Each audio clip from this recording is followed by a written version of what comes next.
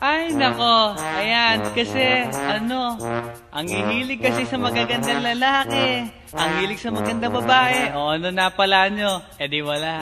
Kaya kung ako sa inyo, makinig na lang kayo sa sasabihin ko.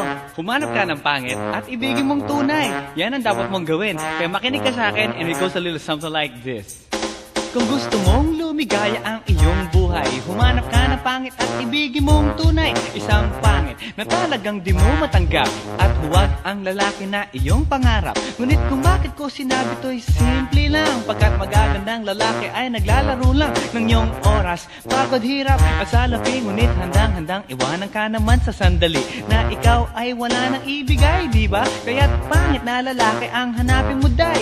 Kung hindi, sige ka, puso mo'y mabibiyak. Mawalay man ang pangit, hindi ka iiyak. Humanap ka ng pangit. Wag na uwi. Wag na Humanap ka ng pangit. Wag na uwi. Wag na Humanap ka ng pangit. Wag na uwi. Ibigin mong tunay. Wag na uwi.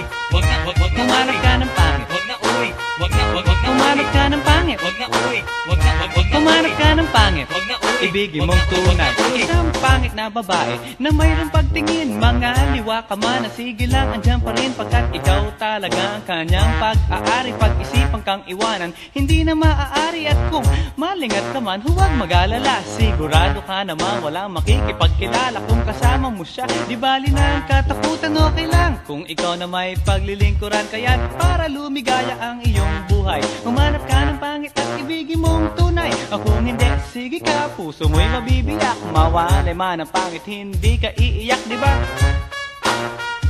Humanap ka ng pangit. Wag na uwi. Wag na Humanap ka ng pangit. Wag na uwi. Wag na Humanap ka ng pangit. Wag na uwi. Ibigin mong tunay. Wag na uwi.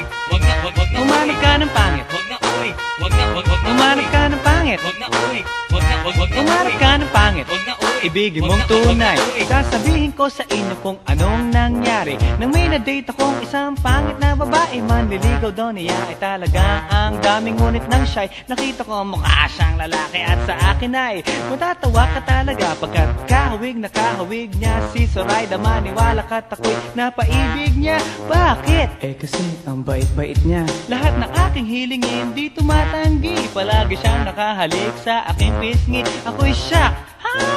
Araw-araw na tuwing kasama ko siya, gusto ko sumigaw, gusto ko iwanan siya, ngunit ako'y nag-isip, ito ba'y totoo o isang panaginip? Di siya maganda, ngunit ako'y kanyang hari. Iyan ba dahilan kaya't kasama mo palagi? Sabihin man nila na ako'y mangmang, para sa aking kagandahan ay hanggang balat lamang. At sa inyo mayroon akong ibubulong, second anniversary na namin to, chong. Kaya't para lumigaya ang iyong buhay, humanap ka ng pangit at ibigin mong tunay. Kung hindi, sige ka, puso mo'y mabibiyak.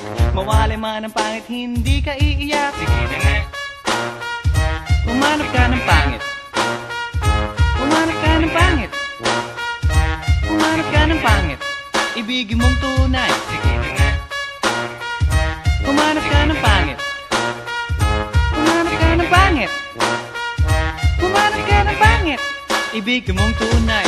So you better watch out, you better not cry, you better not talk, I'm telling you why. Humanap ka ng pangit at ibigin mong tunay.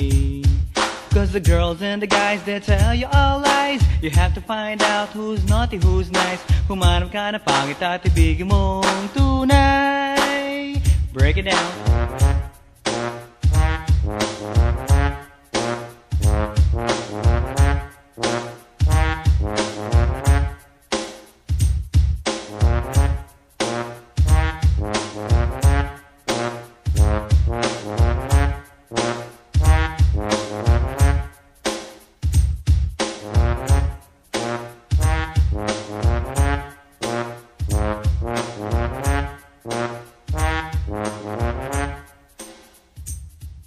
Thank you.